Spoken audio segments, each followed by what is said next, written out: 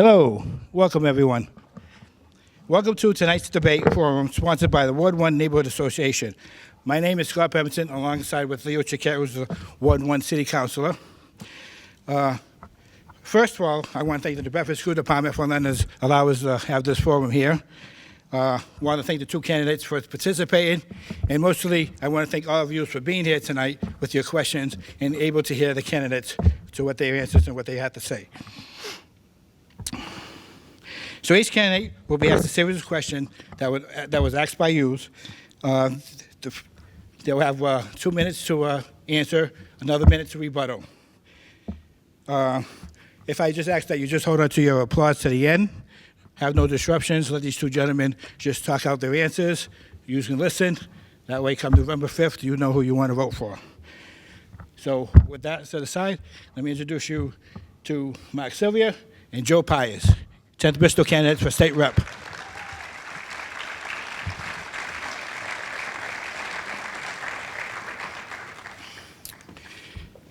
We're going to have an opening statement, and it will start the debate.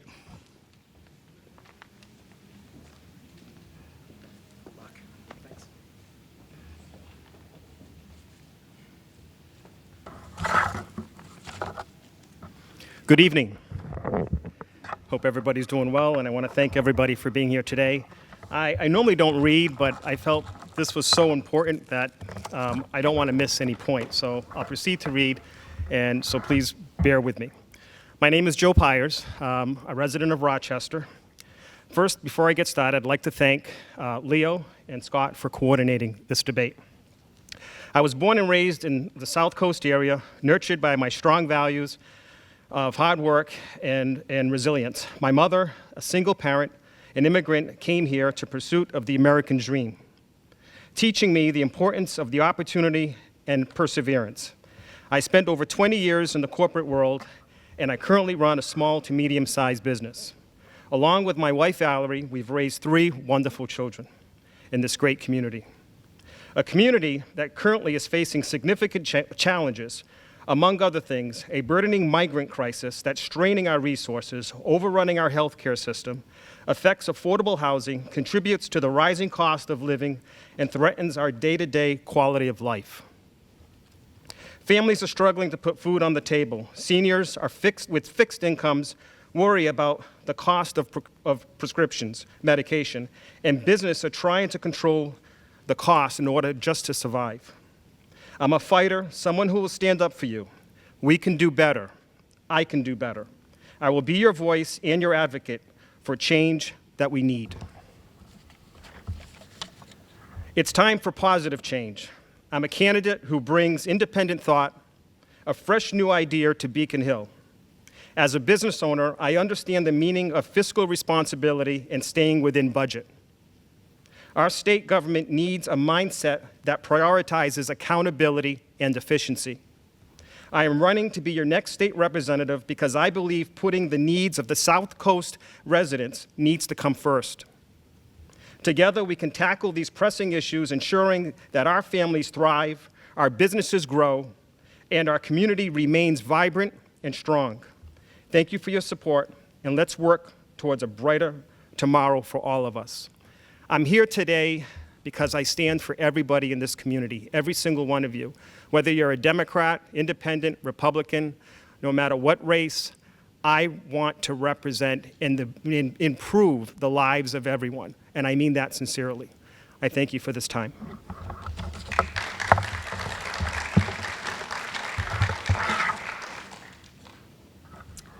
Thank you, Joe, and thank you to the Neighborhood Association for this forum. I think it's really important for folks to hear the candidates, their views on the important issues, and make your decision on November 5th. My name is Mark Sylvia, and I'm the Democratic candidate running for state representative in the 10th Bristol District. I grew up in this district. I'm so very proud to have grown up in the South Coast and in the 10th Bristol District. It's where I've raised my family. I understand the challenges that we all face on a daily basis, primarily the high cost of living. From housing to child care to health care, we're all feeling the impact right now. As your state representative, I will focus on these critical issues and others facing our district. Parents must be able to find quality, affordable childcare for their children. People should be able to access health care without fear of going into debt or for-profit healthcare systems going out of business. And we have to deal with the lack of housing, which is leading to higher and higher prices and makes it nearly impossible for the next generation to purchase a home of their own. And for our seniors who have worked so hard over their lives, we have to ensure that they're able to enjoy retirement. I will also be a strong advocate for state aid to support our schools, fire, police, transportation, and other critical local services. I will fight for our local fishing industry, for tourism and the cranberry industry, and for small businesses. I'll fight for our environment and against climate change. And I will always protect our fundamental rights. Among them, workers' rights, reproductive rights, and LGBTQ+ rights. I'll be ready to go on day one. I'll bring with me my immense energy and enthusiasm for our communities. I'll bring with me my municipal, state, and private sector experience and the relationships I've built throughout my career. But most of all, and most importantly, I will bring your voice with me to Boston. Throughout my life and career, I've carried the values that I was taught growing up on the South Coast. We all believe in hard work and showing compassion for each other, and we believe that our strength and success come from working together and building community. It's those values that will guide me as your next state representative. We know what the challenges and opportunities are. We know what needs to be done, and now it's time to get to work. I will wake up every morning fighting for our district with a sense of urgency and guided by those very important values. I know our district, your priorities are my priorities, and I will hit the ground running for all of us on day one. Thank you very much.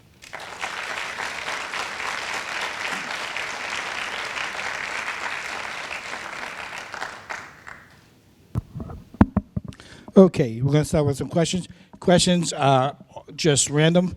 They're just in the box. I'm just going to pick from them. And hopefully we don't get a lot of duplicates. First question. How do you feel about offshore wind industry? And if elected, how would you vote for your day one in office?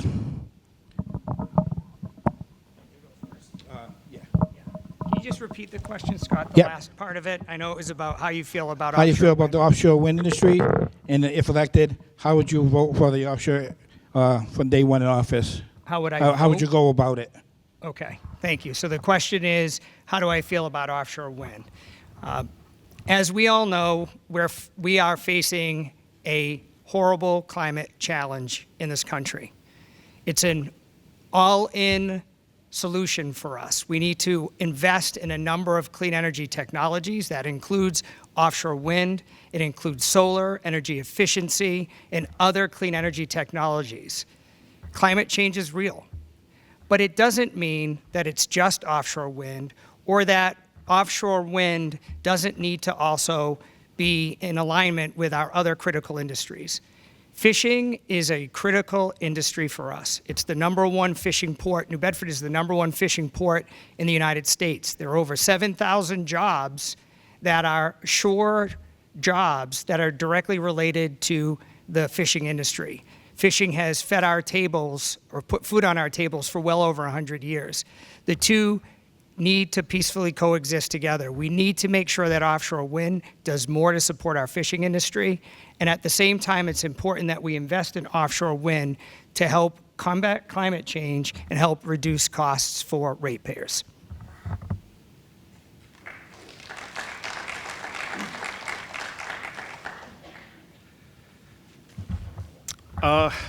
That's a very sensitive topic for many of us, as some of you, most of you have gotten your electric bill. And it's been shock and horror for most families, including seniors that are barely making it now and have to be faced with an electric bill that's tripled. Offshore wind, on all due respect, I appreciate the idea of protecting our environment for us, for our children. But offshore wind has not proven itself. Offshore wind has been more damning than positive for a lot of reasons. We can see what's going on with our sea life. We've had engineers, experts, researchers telling us that it's causing a really horrible effect to our mammals. We see evidence of it. Offshore wind has put tremendous amount of pressure on our fishermen, restricting the time that they can fish, where they can fish. I've spoken to them firsthand. They're telling me stories that I don't want to hear, and I know many of you don't want to hear. But more importantly, we have a government that's allowing offshore companies to come into our precious territory. Like Mark said, we have the #1 seaport in the country, and we're allowing them to dictate where they can put these windmills and to what extent. There's subsidies, there's grants that are being offered to these companies, incentives. 40% of their pay gets paid right up front on our backs, the tax rate payer. We're the rate payer. New York, New Jersey has already set their standards at 150 mega kilowatt hour. That's triple the amount of fossil fuels or onshore wind. Now, I'm sorry, but that's not reducing our energy cost. I think there are, a good way to, start the process is to look at this more seriously, really take our time, look at the damages that are being done, and let's put a pause on offshore wind until we get a better handle on it. Thank you.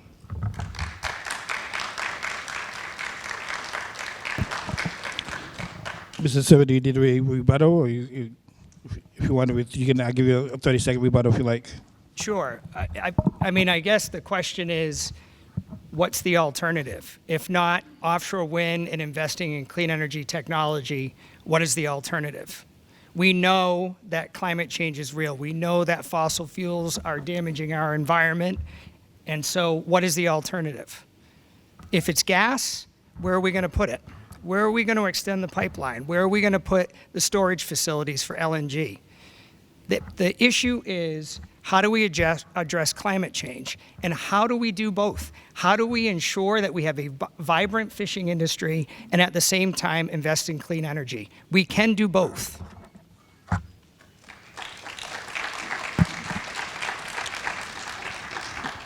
Go ahead. 30 seconds. And in all due respect, I want to live here. I want to see my neighbors live here.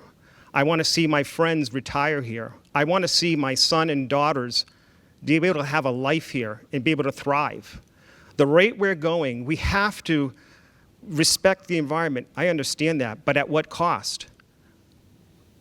Folks, we are at critical mass in the expenses that everyone is incurring.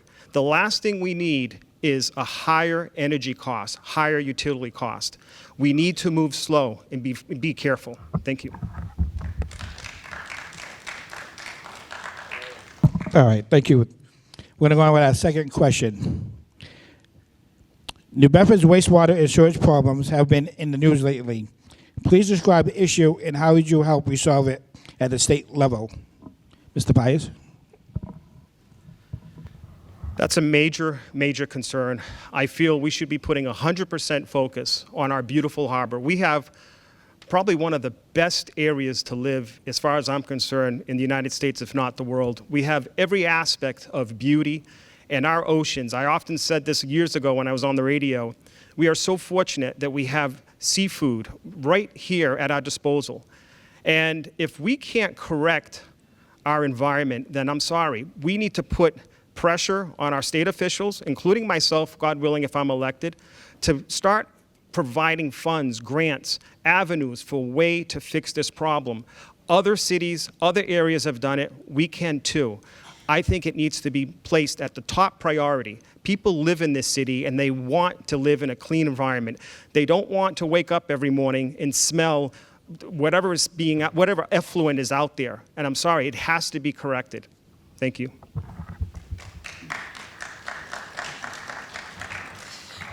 So the question was about wastewater. It's not just New Bedford, it's a regional issue that all communities are facing. New Bedford, Fairhaven, Mattapoisett, Rochester, in some similar ways and in different ways. For Fairhaven and for New Bedford, it's about upgrading their wastewater treatment facilities. The town of Fairhaven has invested in upgrading their wastewater treatment facility, and the city of New Bedford is doing the same. Your state representative should be there to advocate for additional funding to support those projects and to work collaboratively with the city of New Bedford, the town of Fairhaven, and the other communities to make this solution a regional solution. At the end of the day, your state representative is there not only to advocate for additional funds, but to be a convener and bring people together. The players are all there. They're all working together, and your state representative can also be there to help them do more together.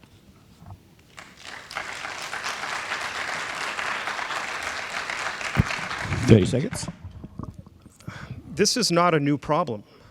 This has been going on for years, and it's been ignored. We need to take action.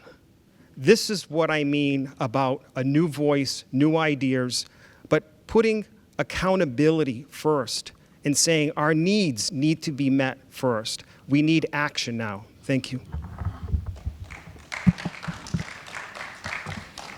To be clear, this issue is not being ignored. Talk to the mayor of New Bedford. Talk to the head of the Department of Public Works in the town of Fairhaven. Talk to officials from Mattapoisett or even officials from Rochester. This is not an issue that's being ignored, and there is no need for us to divide people. We have to bring people together to solve these issues. People are working on these issues. Your state representative is part of the solution in helping to find state funding and bring people together.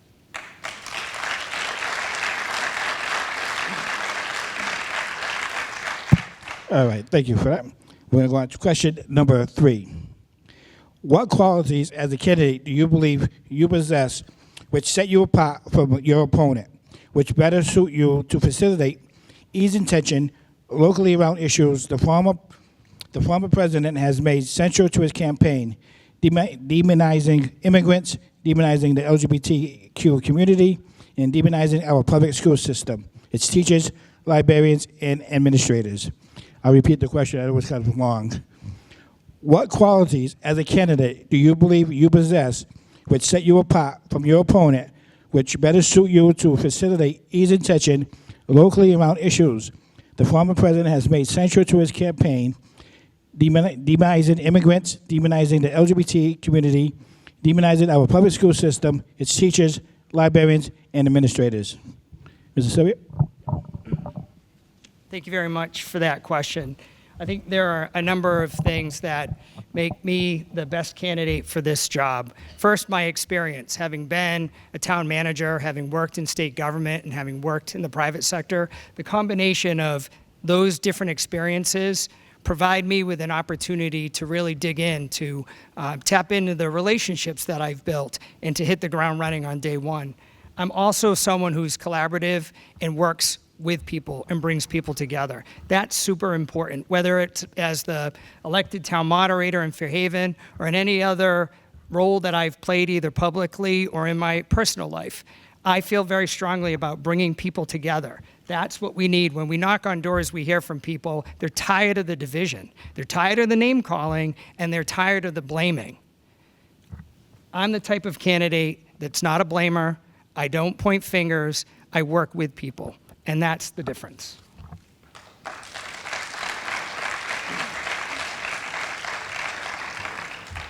To answer that question, I have to start off with, I'm Cape Verdean. Both my parents were born in Brava. I'm a son of 2 immigrants. I've watched him work hard. I've watched him seize the opportunity, live the American dream, purchased a house in Dartmouth at a very young age in the 70s. I felt that my parents led me by example, and I want what they gave me for my children. The question was asked about immigrants.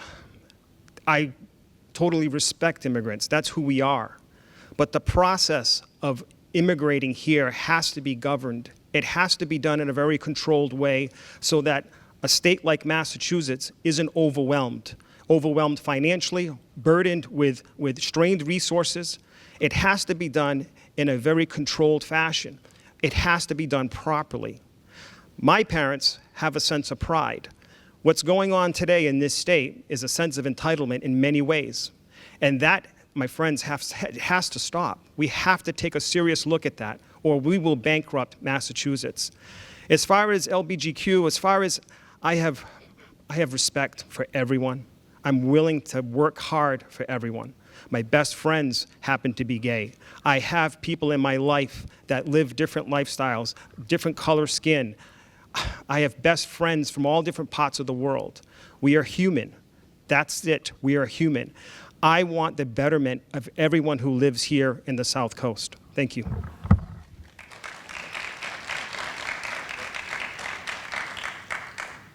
All right, we'll move on to question 4. Are there any circumstances in which you would support removing a book from a public or school library? Please be as specific as possible. Mr. Byers? Thank you. I've been on the school board now for 3 terms. I'm entering my last term halfway through. And I only became a school board member because I was delighted and so proud of the school system that my kids currently attended, and 2 of my kids have already graduated. I have tremendous amount of respect for ORR, right from the elementary right up to the high school. I give so much praise to the teachers who teach our children. Unfortunately, over the years, especially within the last 2 or 3 years, we've grown to learn that parental rights have been stripped away.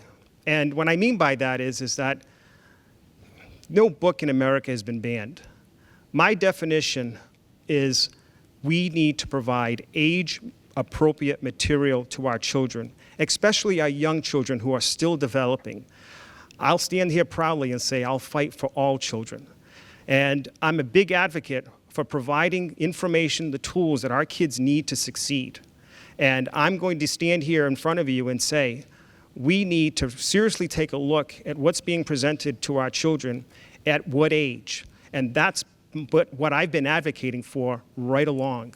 I tried to compromise, and I feel as though that word has somewhat been diminished. There's lack of compromise. Coming to the table where every one of us can sit down and talk and come up with the best solution. Everybody in this community needs to be served, needs to feel like they're living their best life and they're providing what they want for their children in terms of quality upbringing, values, morals. We need to have respect and come to the table and figure it out and work on solutions that help everybody. Thank you. So the question was, do you believe in banning books? So do you support the construction of are there any circumstances in which you would support removing a book from a public or school library? No. The answer is no.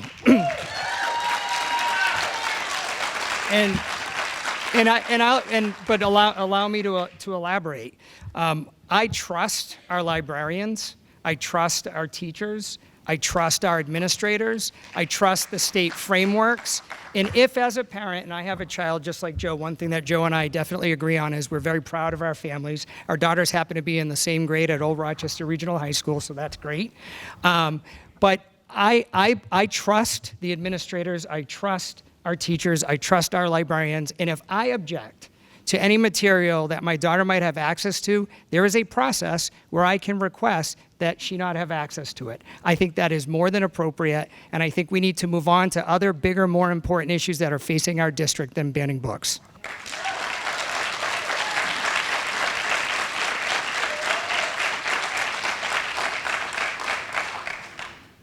I completely respect and somewhat agree with Mark, but the emphasis that I'm making is our children are so innocent, and the information that's presented to them at a young age could affect them long term. And I believe we need to just be more accountable in what we present to our children so that we all have the best outcome. And we need to just listen and come together and compromise. Thank you.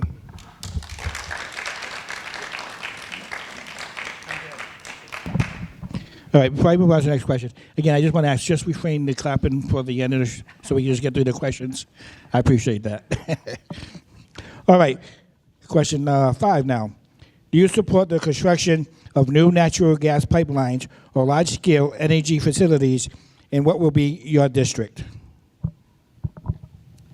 Thank you. I think I answered that before, but I'll answer it again. I do not support the expansion of gas pipeline infrastructure in our district. I know this has been an issue that not only Acushnet has dealt with as it relates to LNG storage facilities, but the city of Fall River worked very hard to prevent an LNG facility from being sited in their community. Again, folks, this goes back to the issue of climate change and where we want to invest in the future. We have a choice to make here. And it gives me the opportunity to say, and you may have seen the analysis that's come out, particularly related to Vineyard Wind, and I agree with Mr. Pyers that energy costs are high. But there are a number of ways that we can drive those costs down, investing more in energy efficiency. And yes, investing in renewable technology, including offshore wind, which is actually going to drive the cost of power down, not up.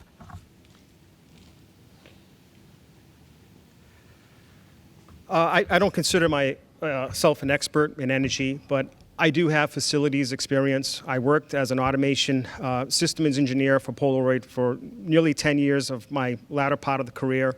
We had systems in place, and what I can give you, or my takeaway was, we had protocols. We had safety guidelines. We have tremendous amount of competent people who are installing facilities all over the world, nuclear, gas. I trust in them that if there is a way to bring us efficient energy sources, such as fuel, which is highly efficient and cheap. I think right now the average price is about $39 to $50 a megawatt hour. I would investigate and I would do more research and bring engineers, bring people who are experts in that industry, and sit down and have a roundtable discussion and talk about what's best for our community, what's best for cost of living, what's best for our economy. I wouldn't simply just rule it out because we have this idea that we need to go offshore wind. All of this information needs to come to the table, and we need to just look at the data and have really healthy conversations and discussions. Thank you.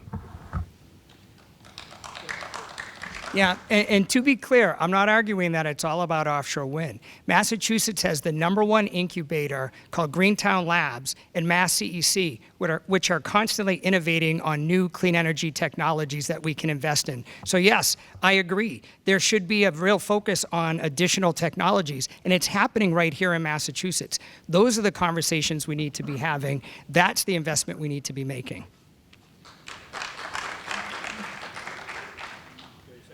There's a lot of information that I encourage you to do research. The average windmill has a 5-year shelf life. The amount of service and maintenance that's required to keep these apparatuses and keep them functional, it doesn't add up.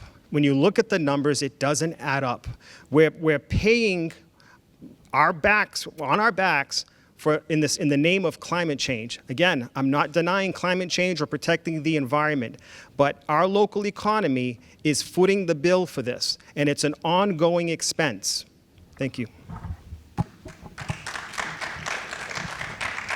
So facts matter, and that's just what Mr. Pyers said is just not true about the life of an offshore wind turbine. But I don't want to be debating all these merits of offshore wind. It is part of our solution. There are other technologies that we should be investing in as well. We should be doing more with solar. We should be doing more with energy efficiency. And yes, gas is going to continue to be a part of the solution. But over the long term, we need to be focused on ways to reduce greenhouse gas emissions because it's about the next generations, not just us. All right, thank you. We're going to move on to the next question. What climate change mitigation plans do local towns have, and how can you unite the towns in their plans to take a strategic, larger-scale approach to the entire area? I'm sorry, could you repeat that? Sure. What climate change mitigation plans do local towns have, and how can you unite the towns in their plans to take a strategic, larger-scale approach to the entire area? I think I have the understanding of that question. No matter what problem we're presented, no matter what issue, we're working together as a district, as a local area.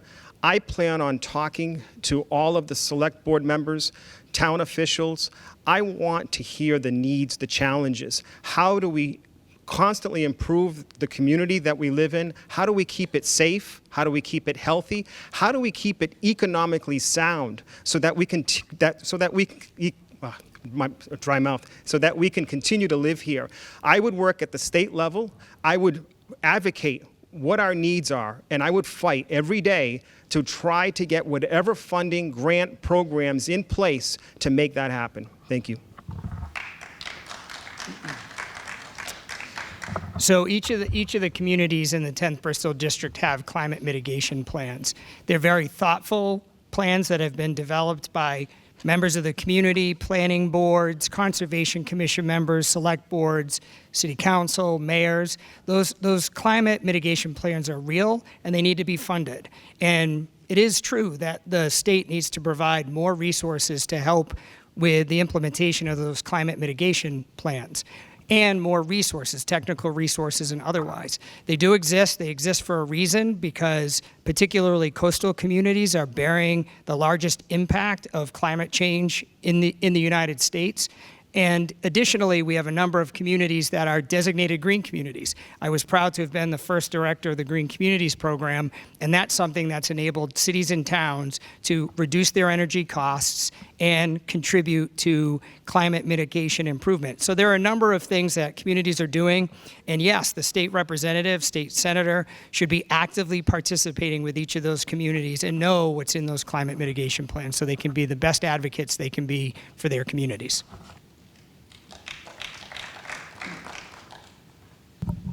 All right, we're just going to move on to the next question. Stewart's bankruptcy has been a disaster for Massachusetts. What would you do to prevent such an occurrence in the future?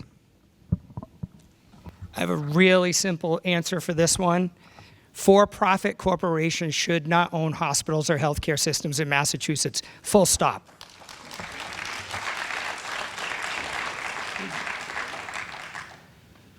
Just like any business, there needs to be guidelines. There needs to be state guidelines. At the end of the day, these agencies, these companies are here to serve the communities that surrounds them. This should have never happened, and it's shameful, and we need to do better. We need to figure out ways to keep this from happening again. Thank you. Yeah.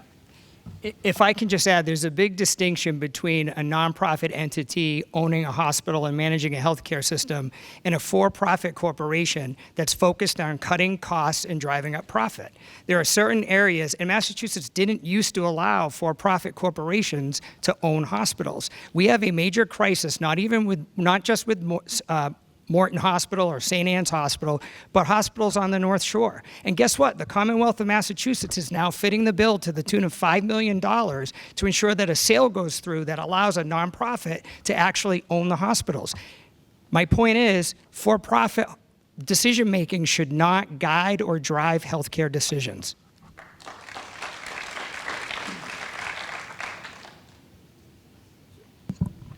Okay, we'll move on to the next question. Would you support constitutional carry of a firearm? I want to be the first one to tell you that I support the Second Amendment.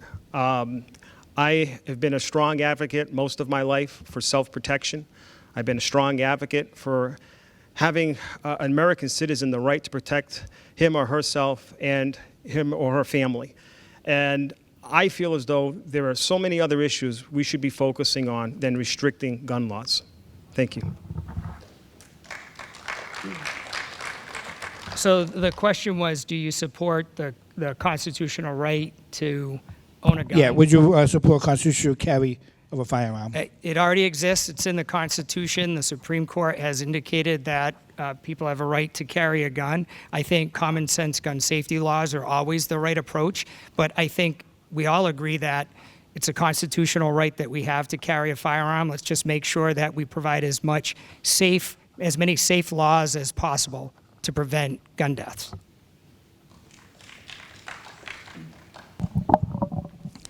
All right. Moving on here. Go back to healthcare. Since healthcare costs are way too high and are growing each year, what can we do at the state level to get these costs under control? So I think there are a few things that we can do at the state level and that the legislature can do. I think one thing is that the legislature can ensure that health insurance companies are expanding coverage for things like addiction services and mental health services. Those are such critical areas that our health insurance needs to do a better job and help drive down costs for consumers by covering more care. I think allowing for more competition in terms of the number of providers that participate in the Massachusetts healthcare system will help to drive down costs as well. I also think the legislature can do more to drive down prescription drug costs. Those are all things that the legislature can do to help bring down the cost of healthcare in Massachusetts.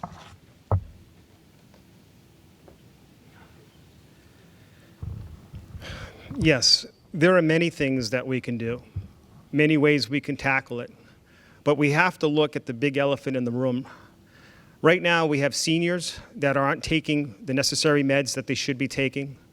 We have young adults that aren't getting appointments to their medical doctor. They have to wait. There are people going without surgery because their insurance is not approving it. I'm not an insurance person, but I know we are being faced with skyrocketing insurance costs when it comes to health care. I happened to be at the post office about 3 weeks ago, and an insurance executive stopped me, asked me questions. I answered all of her questions, and then she turned around, she says, I need to tell you something.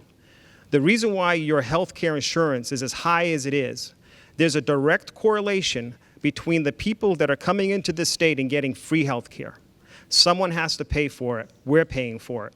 And she looked at me and she says, look, people need to realize what's going on in these area hospitals and why you're waiting for your doctor to see you 6 months or to get into a specialist.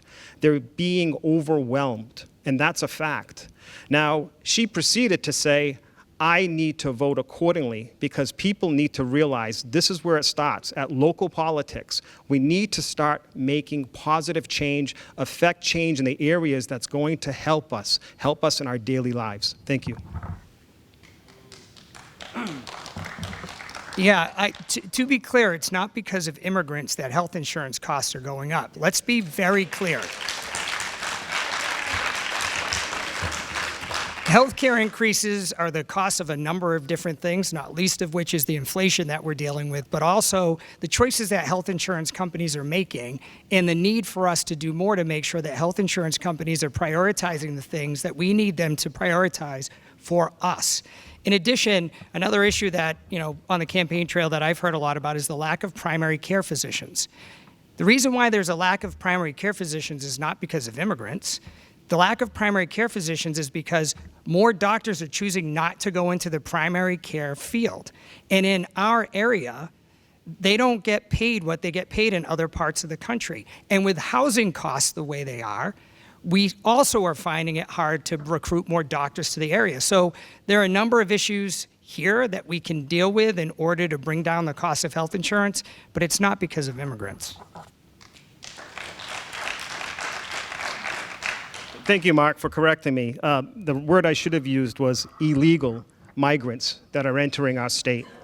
And that's the problem that I see right now. You have funding, our $2 billion surplus was spent on supporting migrants. The migrant crisis is a major issue in this state right now. Our medical costs are being strained. Our daily lives are being affected by these high insurance costs. And the reason why doctors aren't pursuing medical field the way they are is because they're getting sued. And this is a major problem in this state. And again, protecting our quality of life, protecting our standard of living. Thank you.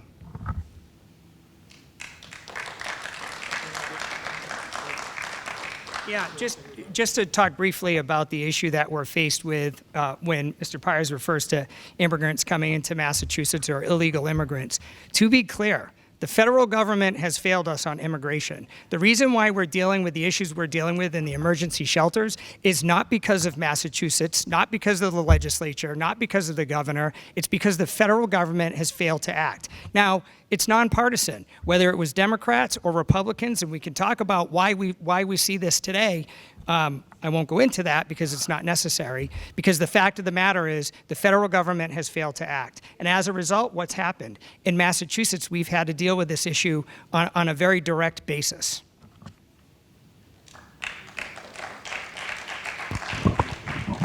Okay, this next question is about question 2. Do you need me to look what question 2 is, or you both, do you know what it is? So the question is, what are your thoughts on ballot question 2 and why?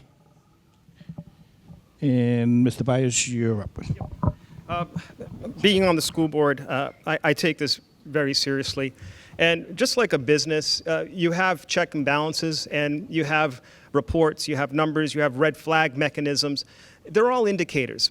But more importantly, it presents accountability. And I feel MCAS is a way to have a student rise to the occasion and work on delivering everything that they were taught, and come to a point where some of these kids, either on IEE, will get the help that they need to get there and reach that goal.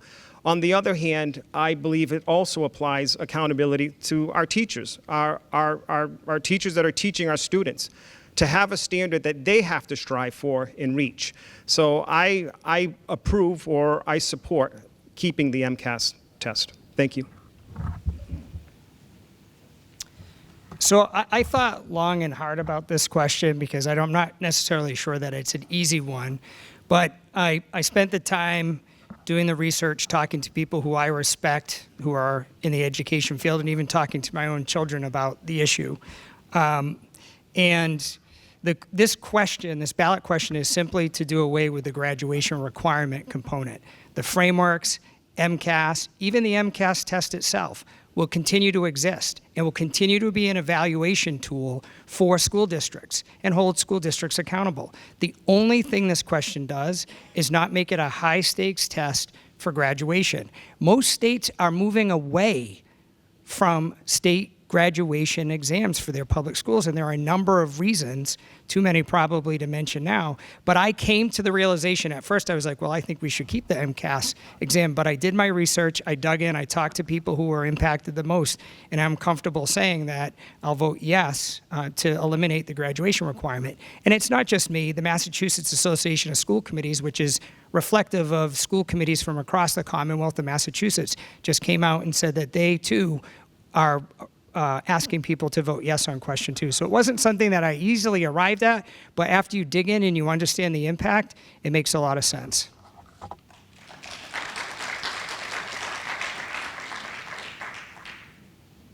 All right, thank you for both of that. I'm going to move on to our next question. What is your relationship with the national group Moms for Liberty and the local group Tri-Town Protecting Children?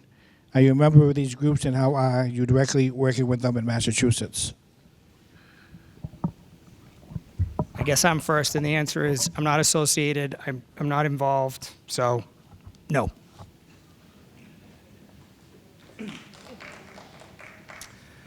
I like to say that I'm a proud member of Tri-Town for Protecting Children. And I probably used my entire 2 minutes on this answer. During the peak time of the when people finally learned that there were inappropriate materials in the library or things or items that some parents disagreed with, there was a void for many of the parents. I would say a good portion of the school students' parents were contesting it. And there was really nowhere for these parents to go. They would approach or come into the school board, want to make the comments, and we were listening, but we weren't hearing them.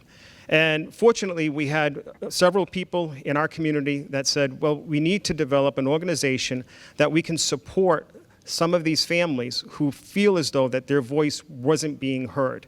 And Tri-Town for Protecting Children is really geared to just protecting the innocence of children and giving parents' parental rights when it comes to public education. It's a great organization. I encourage all of you to visit, look at the site, read about what's going on, and it's just another support group, support organization to help parents from all different religions, backgrounds, but the common ground here, we all want what's best for our children. Thank you.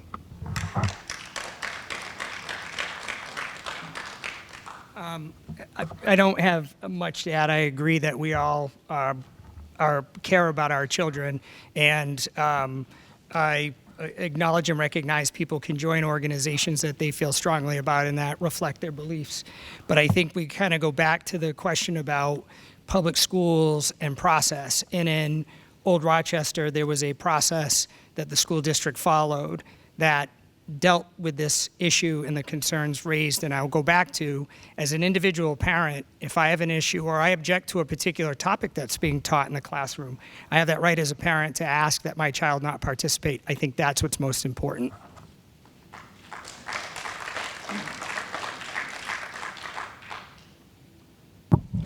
Okay, we're going to move on to our next question here. Parallel products has been a hot issue just outside this district. Please describe the issue and use that as an example of how you would solve similar problems should they come to your district. So for those of you who aren't familiar with Parallel Products, it is a company that's in the industrial park that processes recycled materials. They've filed a permit and a request to expand what they're doing on that property to include trash transfer, which is a whole different aspect of what that company does now.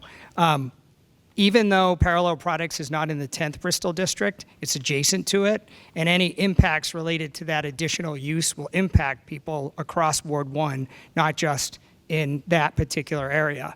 And so very clearly and honestly, I stand with the residents of that area in their opposition to what's been proposed. Odor, sound, traffic, transportation, truck traffic isn't just kept to that one little area. It goes throughout Ward 1. And so I think that's not the right use there. And so I support and stand with the residents of the community. DEP right now is in the process of reviewing that permit.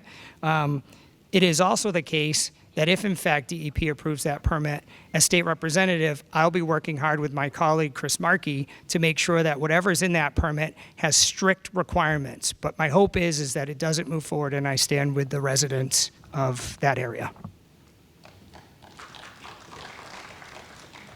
Thank you. I believe in putting the community residents' needs first. If it does present an issue, a safety, environmental issue, then I too would take the time to do the research, but let the professionals, the officials, look at the information. In Rochester, in particular, we had two plants that dealt with trash, recycling. One was ABC that I took a personal tour. They were doing wonderful things environmentally to help us. They were doing wonderful things economically to remove our trash in the most efficient, economical manner. And the same thing with the other facility. So there is a balance, and I think we just need to take the time, and I would be willing to sit down and go over and use my past experience working in a power plant environment, and we dealt with waste every day. And like I said earlier, there are protocols and methods for handling all different situations when it comes to waste. Thank you. All right, we're going to go on to our next question here. A medical group is trying to remove religious exceptions for vaccinations, and the proposed legislation is supported by two MA lawmakers. How would you work with groups to keep this important option for the community available? Mr. Pius? Personal health is your personal responsibility. I know it's been very trying, especially in the school system, watching our own children having to go through what they did in terms of the pandemic. And there was a lot of information that was presented to us. There was a lot of unknowns.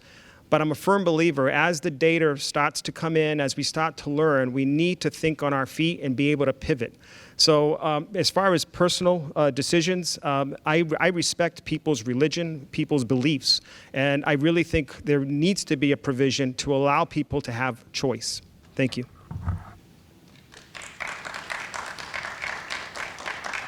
So I'm not particularly familiar with any particular law or initiative, Scott. I don't know if that was part of the question.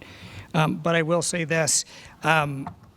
Individuals have the right to make choices about whether they get vaccinated or not. The question is whether or not that choice has an impact on other people in public spaces like public schools or other public locations. None of us want to go back to the COVID pandemic. None of us want our kids to be fully remote. Our kids being in the schools, unmasked, is something that we want to see continue. We don't want to go back to where we were. But the reality was well over 1 million people died during that pandemic. And yes, some of it was learning as we went because we had never gone through something like this before. So I do think there are things that we've learned through this past pandemic that we can incorporate. God forbid there's another pandemic in the future. But at the end of the day, what's most important is that we protect the public health and safety of everyone. And so while people can choose to make those decisions for themselves, it could have implications on where they participate. And I think that's something that we need to be very mindful of. All right. This looks like this might be the last question. If you had some questions in here and I didn't answer them, if they were personally directed to one candidate, I did not ask. I promised both candidates that the questions was for both of them and not anyone in Pacific. So if it says Mr. Pyers or Mr. Sylvia, I did not ask that question. So please don't get upset if your question was not asked. That's the reason why I promised these guys that's not what this debate was all about. I didn't want no open-ended questions like that. I just wanted questions for both candidates, the answers fairly. Okay. What can be done at the state level to deal with the upcoming New Bedford I-95 interchange rehabilitation project and the bridges regarding traffic patterns while the repairs are underway, and to expedite the project to minimize any disruptions to the area? And I will offer that if anybody has any specific questions that they directed at me, feel free to ask them after this forum is over. I'm happy to answer them. But on both of those issues, both the Fairhaven New Bedford Bridge and the I-94 ramp and corridor reconstruction, those are projects that are moving forward. They're in different phases of progress right now. It's incumbent on MassDOT, the Massachusetts Department of Transportation, to work very closely and directly with local law enforcement in New Bedford and Fairhaven and Acushnet and Mattapoisett, any communities that are directly impacted by any interruption in traffic flow. For Fairhaven, that's very meaningful as it relates to the bridge and the 195 project. I know that MassDOT has been actively engaged with the local communities, local elected officials in the town of Fairhaven, the city of New Bedford, and so it's critically important that they listen to those concerns and that our state legislative delegation is an advocate for those communities to make sure that whatever traffic mitigation happens for that time period is for the shortest period of time and for the from the safest perspective. We want to make sure that businesses on Pope's Island, for example, and the communities of Fairhaven and New Bedford are heard, and that whatever traffic plans are created accommodate the needs of those businesses and those communities.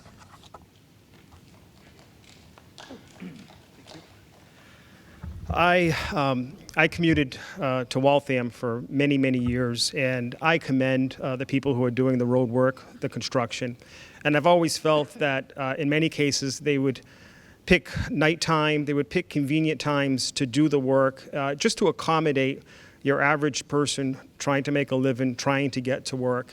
And I would be the one to advocate that we try to do all we can to support them and not be a disruption.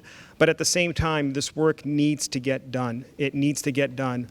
Some of these projects, like the rail, even the bridge, why have they taken so long? What's going on? And I understand it's funding, but I come back to, seems like it's been the moral of my entire segment here, is where are we spending the money now that we can't fix our bridges? on a timely fashion? Where are we spending the money now that we can't have a commuter rail to Boston? Where are we spending the money? Why are we spending the money? That is a real concern, and that screams accountability. Let's look at where we can audit to figure out where we can tighten our belts, where can we save, so that we can improve the overall quality of life here on the South Coast. And I'll be a strong advocate for that. Thank you.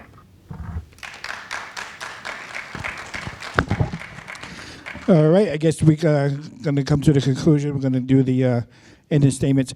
Before we do that, though, I just want to recognize in the out there in the crowd that we have city councilors at large in the audience tonight. We have Shane Burgo, we have Naomi Carney, and we have Ward 2 City Councilor Maria Giesta. And I don't, anybody else I forget here?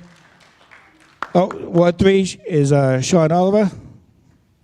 And then next week, we're going to have the October 8th, next Tuesday, we're going to have the 8th Bristol District Debate Forum. And in the audience now is Jesse St. Gilles back there as well. He'll be here next week. And anybody else here that I don't want to forget nobody. All right. And then we got, of course, your Ward 1 City Councilor, Leo Chiquette. Okay. So we're going to do the closing statements. Mr. Sylvia is going to go first. And I promise I'll be brief, but thank you, Scott, to you and the Ward 1 Neighborhood Association for hosting this event. I think it's so important that we have these forums for voters to hear from the candidates that are running for multiple offices, including the 10th Bristol District. This is a critical election, not just at the national level, but for this seat in the 10th Bristol District.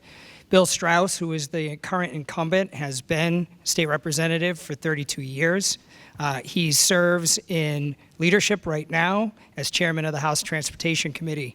When Bill steps down, when he leaves in January, it is critical that the person that we elect to fill that seat can hit the ground running on day one, who understands the issues, understands the process, has the values that we all hold here in the 10th Bristol District, and has a sense of urgency.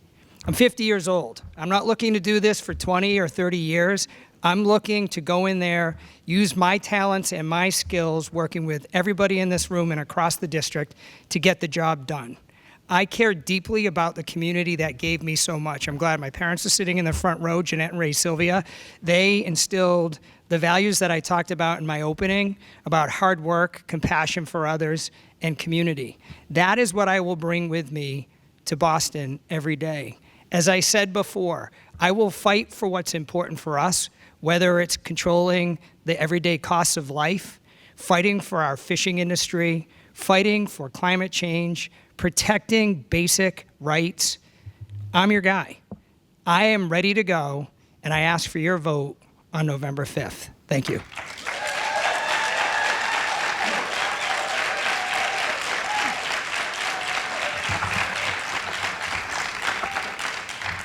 Scott left us a bunch of candy here, but we haven't used any of it yet. I keep pushing it away. I want to say thank you for having a great debate fair. Thank you as well for being here, and thank you for all of you. I do have a prepared closing statement, and to Mark's point, this is a critical time. I want to thank you for joining me today, engaging in this vital conversation about our future. As your candidate for Massachusetts State Representative, my heart is with each and one of you as we face these challenging times together. Our community stands at the crossroad, and the decisions we make now will profoundly impact all of us. If we do not take decisive action, the escalating migrant crisis will continue to strain our resources, jeopardizing our quality of life we cherish. Rising property taxes, living costs threaten to push our hardworking residents to the brink, while unchecked offshore wind projects could disrupt the environment and fishing industry and endangering our way of life. Are you tired of high grocery bills? Are you tired of high electricity bills? Are you tired of high property taxes? Are you tired of having to go without the basic essentials like so many seniors are going through now? Are you tired of increased home insurance and health care insurance? Are you tired of not having parental rights in our educational system? Are you tired of of having our resources strained, like first responders, education, and healthcare. I had a teacher approach me in a local coffee shop, and he told me, I'm ready to quit after 30 years because I have 6 students in my class that I have to use Google Translate because they don't speak English. They're not getting the support, and that's happening in our district. But if we have the power to change, we need to have the power to change this direction. By tackling these issues head on, we can ensure a brighter future for our children and our community. I am committed to listening to your concerns, championing your needs, and leading with compassion and conviction. Together, we can create a future we envision, a future our community deserves. We should be thriving. I urge you to join me in this mission. Let's act now and safeguard the community's prosperity and well-being before it's too late. Thank you very much. Appreciate it.